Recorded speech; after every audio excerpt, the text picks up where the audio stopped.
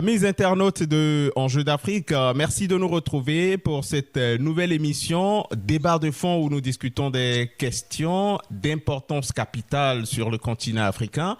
Ce premier numéro est consacré à la fermeture, il y a maintenant 2 ans, de la frontière entre le Niger et le Bénin. C'est le Niger qui maintient cette fermeture depuis le coup d'État qui a renversé l'ancien président. Pour discuter de ce sujet, j'ai normalement 3 invités, mais pour le moment, seulement 2 sont en ligne. Le 3e va nous rejoindre en cours d'émission. Le tout premier, il s'appelle Bounty Diallo. C'est un enseignant-chercheur. Il est analyste des questions géopolitiques. Il est basé à Niamey. Nous avons le plaisir de vous recevoir dans cette émission, Dr Diallo. Bonjour et bienvenue. C'est un plaisir pour moi de pouvoir répondre à votre invitation. Je vous remercie pour l'honneur que vous faites en m'invitant à cette émission-là. Vous allez partager pour le moment cette émission avec mon confrère Lukman Orocheou. Il est journaliste et rédacteur en chef de la radio Sota FM, basé à Malanville, dans le nord du Bénin. C'est une ville qui fait frontière avec le Niger. Donc, c'est la ville qui souffre le plus au Bénin de la fermeture de cette frontière. Lukman, bonjour et bienvenue. Bonjour Rodolphe. On va plonger directement dans le vif du sujet avec vous, Lukman. Bientôt 2 ans que la frontière est fermée. Est-ce qu'il y a des évolutions ou bien c'est toujours le statu quo? Évolution, peut-être de façon informelle, oui, il y a évolution, mais au plan officiel, non. Je dirais il n'y a pas évolution parce que le blocus est toujours maintenu à la frontière entre les 2 pays, notamment sur le pont qui sépare les 2 parties, le pont sur le fleuve Niger. Impossible de prendre par là. Il y a toujours les conteneurs et les blocs qui sont maintenus sur le pont et donc il n'y a pas d'évolution de ce côté. En revanche, il y a bel et bien une évolution au niveau, je dirais, du transit ou du trafic informel parce qu'il y a le fleuve qui sert de couloir de passage pour les peuples des 2 pays. Et donc, du Bénin, c'est possible d'aller au Niger, également du Niger, et vice-versa. Donc, au niveau de Malanville, c'est désormais possible, sauf que il y a certains produits qui ne sont pas permis de traverser la frontière de part et d'autre. Le Niger a pris des mesures de réciprocité pour répondre sans doute à l'interdiction de certains produits, notamment les produits locaux. Et donc, il n'est pas possible pour les Béninois de faire passer certains produits, notamment le maïs, le riz local, le soja, etc. etc. Vous voulez parler là des produits vivriers. Alors, Lukman, alors que vous faites le point, il faut préciser toutefois que la frontière, elle est fermée par les autorités nigériennes. Du côté du Bénin, tout est ouvert. Le jour où le gouvernement nigérien décidera de lever le blocus dont vous parlez, il n'y aura plus de problème, la circulation pourra reprendre. Alors, dites-nous, est-ce que les marchandises qui quittent le port de Cotonou trouvent quand même des voies de passage à cette frontière? Bien sûr que oui, parce que les camions arrivent à Malanville et s'arrêtent, évidemment, c'est le terminus des camions en provenance de Cotonou, du port de Cotonou, et le déchargement se fait au niveau des embarcadères, c'est-à-dire les berges du fleuve Niger, et puis les piroguiers se chargent du reste. Donc voilà, en quelque sorte, au niveau de la frontière, oui, les bus arrivent de Cotonou, mais voilà, comme vous le savez, le seul pont qui sert de couloir de passage ou de couloir de franchissement entre les 2 États est bloqué, est maintenu, le blocus est maintenu et donc les gens sont obligés de se servir de ces voies détournées pour aller et revenir. On va retrouver à Niamey le docteur Bounty Diallo. Il y a quelques jours, docteur, on a appris qu'un convoi de marchandises venant du port de Lomé via le Burkina Faso a été attaqué au niveau de la frontière entre le Burkina Faso et le Niger. Des chauffeurs routiers ont été tués dans cette attaque. Comment est-ce que cette information a été vécue chez vous au Niger? La situation actuelle quelles que soient les responsabilités, moi je la déplore parce que je considère que nos deux peuples sont les mêmes. Nous nous retrouvions dans cette posture-là uniquement parce que des questions politiques. Je pense qu'il n'y a plus de raison aujourd'hui de garder la frontière béninoise fermée. Au départ, on l'a permis parce qu'on dit que le Bénin était dans la posture avec la Côte d'Ivoire et le Nigeria de lancer une opération militaire afin de rétablir l'ancien président Bazoum dans ses fonctions. Maintenant, il a été question maintenant de garder cette frontière fermée parce que les forces françaises que le Niger a eu à chasser se sont établies au Bénin, au nord du Bénin. Tout ça, moi, je me suis dit que c'est des questions qui peuvent... Docteur, permettez-moi une petite rectification. Les forces françaises qui ont quitté le Niger notamment, ne se sont pas établies au nord du Bénin, comme vous le dites. Les autorités béninoises ont précisé que ce sont des instructeurs militaires français qui sont au nord du Bénin pour aider l'armée béninoise à lutter contre le terrorisme. Ce ne sont pas les éléments de Barkhane qui ont quitté Niamey, qui sont au Bénin, comme vous le dites, docteur. Sur ce plan, je n'ai aucun problème. Maintenant, moi, ce qui me préoccupe aujourd'hui, c'est le fait que les deux peuples soient dans une posture où ils sont pratiquement coupés l'un de l'autre. Uniquement, le seul lieu aujourd'hui, c'est le fleuve. Alors qu'en libérant la voie, le pont, qu'est-ce qui va se passer? C'est qu'on va remettre l'activité au niveau de la circulation des marchandises et des biens. Et je pense que ça va soulager les populations des deux côtés. Maintenant, c'est au président béninois de comprendre que peut-être le Niger a des préoccupations sécuritaires, mais bon, moi je me dis que dans tous les cas, sur le plan diplomatique, tout peut s'arranger, tout peut se régler. Moi, c'est pas ça mon problème. Le problème, c'est que la route, la voie togolaise, elle est très longue et elle est très dangereuse. Il ne faut pas l'oublier. On peut s'entendre sur le fait que les marchandises à destination du Niger, qui débarqueraient au port de Cotonou, seraient sous la protection de l'armée béninoise jusqu'à la frontière. Une fois la frontière franchie, maintenant, elles sont sous la protection de l'armée nigérienne. Donc, on peut trouver un modus vivendi autour de ça, il n'y a aucun problème. En plus, au-delà, je ne sais pas si vous suivez un peu l'actualité ferroviaire, c'est que le train nigérien va arriver bientôt à Maradi. Et c'est là maintenant que la boucle ferroviaire qui doit relier le Niger et le Bénin va prendre de son importance parce que cette boucle-là n'ira pas jusqu'à Niamey. Elle va à partir de Dosso bifurquer jusqu'à Maradi et Katsina Kano.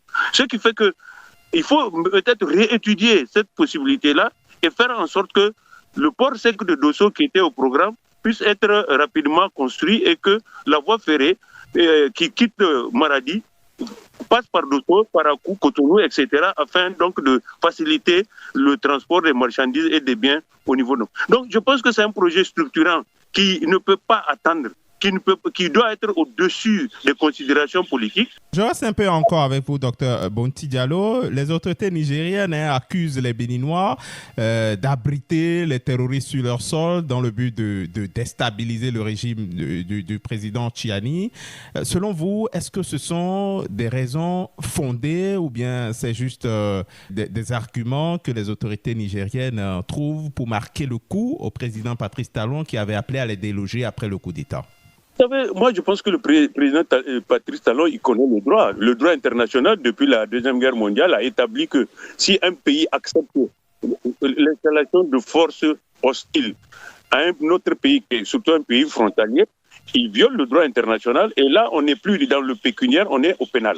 Donc je pense que le président Talon ne prendrait pas le risque d'ouvrir son territoire à des terroristes ou à des mercenaires afin qu'ils viennent agresser le Niger parce qu'il sait qu'au niveau du droit international, c'est considéré comme un crime. Maintenant, cet argument est avancé jusque-là, mais moi, de mon point de vue, en tout cas, même là, ça peut se régler sur le plan diplomatique, ça peut se régler sur le plan du droit. Il faudrait que nos dirigeants comprennent que les peuples ont de l'avance sur eux. Les peuples, là, vous ne pouvez pas les séparer. La preuve, même quand on a tout fermé de manière hermétique, les peuples ont continué à se par le fleuve. Lukman Orocheou, cette situation, je le dis, c'est près de 2 ans maintenant. En juillet prochain, ça fera exactement 2 ans que cette frontière est fermée. Malanville, comme je le disais, est un carrefour commercial entre plusieurs pays de la sous-région. Depuis que cette frontière est fermée, citez-nous les conséquences. Vous savez, Malambou a une position géographiquement stratégique en termes de flux. Vous savez, il y a une certaine unanimité sur le corridor Cotonou-Niamey en ce qui concerne le climat sécuritaire. Le docteur vient de le dire. Vous l'avez également souligné relativement, par exemple, à celui de Ouaga-Niamey et autres corridors. Il y a un avantage en termes de temps et aussi en sûreté, sans oublier le volet économique du fait de la distance assez raccourcie comparativement aux autres, je dirais, aux autres corridors. Et donc, les voyageurs et les commerçants préfèrent ce trajet plutôt que tout autre. Du coup, nous avons un important flux via Malanville des voyageurs en partance pour le Niger, l'Algérie, le Tchad, etc. Ou encore en provenance du Mali, du Sénégal, du Burkina Faso, de la Côte d'Ivoire, le Togo, le Ghana, bref, pratiquement les pays de la sous-région transitent par Malanville malgré la fermeture de la frontière. Il faut également faire un tour au niveau, par exemple, des embarcadères, des berges du fleuve Niger pour comprendre, pour mesurer l'ampleur des échanges entre le Bénin et le Niger via Malanville. C'est pratiquement la porte d'entrée de part et d'autre dans les deux sens pour plusieurs nationalités. Les marchandises, vous l'évoquez, effectivement, les marchandises y transitent avec l'aide des piroguiers, mis à part les produits locaux, comme je le soulignais à l'entame, c'est-à-dire le soja, le maïs, les produits vivriers, en tout cas, qui sont produits au plan local, c'est-à-dire au Bénin, à Malanville, mis à part ces produits qui sont frappés d'exportation, pas seulement par Malanville, mais aussi au niveau des autres frontières des pays limitrophes tels que le Togo ou le Burkina Faso, le Nigeria, mis à part ces produits qui sont frappés d'interdiction, les commerçants de part et d'autre s'entendent pour mener les activités. Et cela, évidemment, a un impact sur d'abord le coût, parce que quand vous êtes au niveau du fleuve, les commerçants se plaignent désormais des tracasseries. Ce n'est pas aussi facile pour transiter pour ceux qui ne sont pas des habitués des eaux. C'est compliqué. En plus de cela, il y a également que le Niger a pris des mesures, par exemple, de ne pas laisser l'oignon, le haricot qui produit également au Niger ne peut plus venir au Bénin via le fleuve. Donc, les mesures sont prises du côté du Niger pour également interdire. Conséquence, le prix de ces denrées alimentaires a connu une flambée et donc en définitive, on retient que c'est vrai, il y a un certain assouplissement, notamment pour les personnes, mais il y a certains produits qui ne passent pas et cela complique la vie à certains commerçants et aussi certains citoyens de part et d'autre parce que le Bénin aussi a pris des mesures d'interdiction. Lookman, mis à part ces interdictions d'exporter des produits vivriers de part et d'autre de la frontière, est-ce que vous voulez nous dire que la fermeture de la frontière, étant donné que les activités informelles se poursuivent par le fleuve, que cette fermeture de la frontière ne se ressent pas trop sur la ville de Malanville? Sur la ville de Malanville, oui, ça se ressent au niveau de la commune, des recettes communales. Quand vous interrogez les autorités communales, elles vous confieront que oui, il y a baisse de recettes en termes économiques au niveau de Malanville. Par exemple, le grand marché, le marché international, il y a des commerçants qui se plaignent de ne pas avoir les usagers comme cela se devait, comme cela se doit. Et vous avez des commerçants qui venaient du Niger, qui peuvent repartir avec d'autres produits. Il y a également des commerçants qui proviennent de l'intérieur du pays, tels que le Cotonou, Parakou, et aussi le Togo, Lomé, un peu partout dans la sous-région, qui viennent s'approvisionner en certains produits.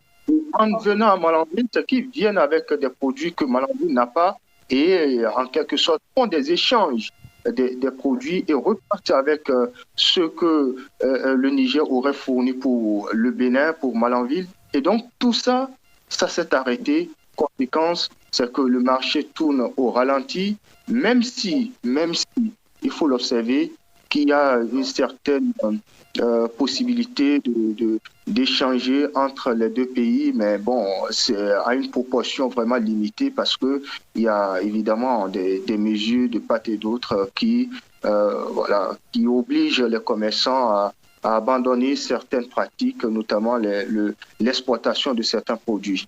On va retrouver le docteur Bonti Diallo à Niamey.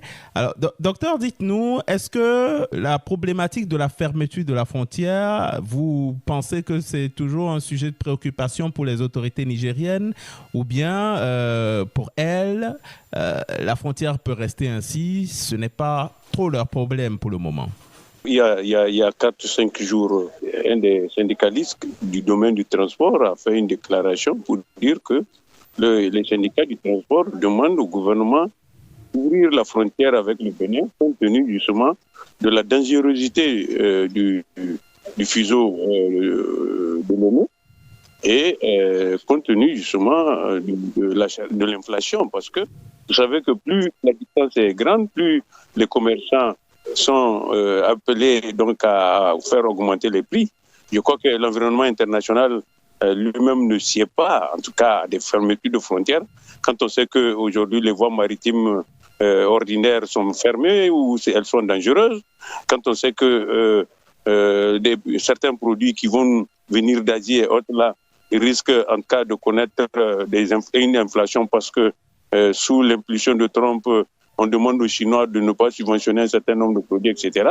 Donc, je pense que pour comprendre un peu, moi, ma démarche, elle est un peu différente de celle du gouvernement, ou elle est même différente de celle du gouvernement.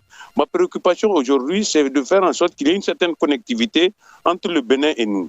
Et cette connectivité-là, nonobstant la réouverture des frontières, je pense que le président Talon et le président Tiani doivent mettre sur pied une commission qui va étudier la possibilité de faire le rail qui n'a pas été fait dans le cadre de la boucle ferroviaire direction Niger, mais faire en sorte que cette boucle-là soit transférée afin que le train qui va quitter Cotonou, Parakou, et qui va venir à Dosso aille jusqu'à Maradi et à Katsina. Pourquoi? Parce que 80% des marchandises débarquées au port de Cotonou, qui sont censées être destinées au Niger, en réalité, vont au nord du Nigeria. Et donc, Malanville, Dosso et autres constituent des points de passage obligés pour ces marchandises-là. Si on vous dit qu'il y a une inflation au Nigeria, c'est dû au fait qu'aujourd'hui, il faut faire des contours, il faut faire des détours avec tous les risques que cela comporte, surtout à la traversée du Nigeria. Donc, moi, je me dis que nous avons intérêt à réouvrir la frontière, mais nous avons intérêt aussi à aller au-delà du transport uniquement par camion de nos marchandises. Il faut revenir sur le train, il faut revenir sur le tracé parce que la Banque mondiale est prête à financer ce projet-là. Je pense qu'il faut essayer de voir entre les deux pays comment rapidement on peut mettre en œuvre ce projet qui est un projet porteur, qui est un projet... Même si par la suite il faut mettre cela, en tout cas, il faut mettre le tronçon en location. Mais en tout cas, moi je me dis que nos deux pays ont intérêt rapidement à s'entendre et à trouver une solution à ce problème. Vous parliez de ce syndicaliste qui avait fait un communiqué demandant aux autorités nigériennes de rouvrir la frontière. Il s'appelle Gamachi, il me semble. Alors, il avait été interpellé. Est-ce qu'il est déjà remis en liberté? Il a été relâché hier soir parce que je pense qu'il n'y a pas de charge contre lui. On ne peut pas, simplement parce qu'il y a une déclaration syndicale, on ne peut pas prendre quelqu'un comme ça. Et puis, contrairement à ce que les gens se disent, nous, on suit l'actualité. C'est vrai que la Constitution est suspendue, mais les gens ont mis en place une charte. Ils disent que cette charte-là tient lieu de Constitution. Donc, ça veut dire que cette charte-là garantit la liberté d'expression puisque le Niger est signataire de la plupart des conventions internationales. Donc, de ce point de vue, on ne peut pas empêcher aux gens de s'exprimer. Maintenant, Gamachi a été relâché hier. Je pense que c'est une très bonne chose. Mais il va continuer à réclamer l'ouverture de la frontière parce qu'il est dans son droit. Lui, il voit ses camarades transporteurs mourir. Le dernier convoi a été attaqué entre Dori et Terra. Il a vu ses camarades mourir. D'autres étaient enlevés. Heureusement qu'on les a retrouvés vivants. Lui, il est préoccupé par les intérêts matériels et moraux des syndicalistes qui sont dans son syndicat. Et je pense que c'est de bonne guerre. Maintenant, si ça coïncide avec l'intérêt national, ok. Mais qu'on l'arrête. Moi, j'étais quand même assez sidéré d'apprendre que suite à une simple déclaration de presse de son syndicat, alors que c'est tout le bureau politique, le bureau du syndicat qui s'est réuni pour publier ce communiqué-là, on l'arrête, je ne sais pas vous. Moi, je me dis que le Niger et le Bénin n'ont aucun intérêt à ce que cette situation-là perdure. Il faut qu'elle prenne fin et que nous pensions à la construction d'une Afrique unie, prospère, pour les générations à venir. Ce syndicaliste a donc demandé la réouverture de la frontière, mais on sait qu'au début de la crise, en juillet 2023, les Nigériens, dans leur majorité, ont soutenu les militaires qui ont fermé la frontière avec le Bénin. Est-ce que la tendance a un peu changé? Est-ce que les militaires ont toujours le soutien? Ou bien la population demande maintenant, comme ce syndicaliste Gamache, qu'on rouvre finalement la frontière?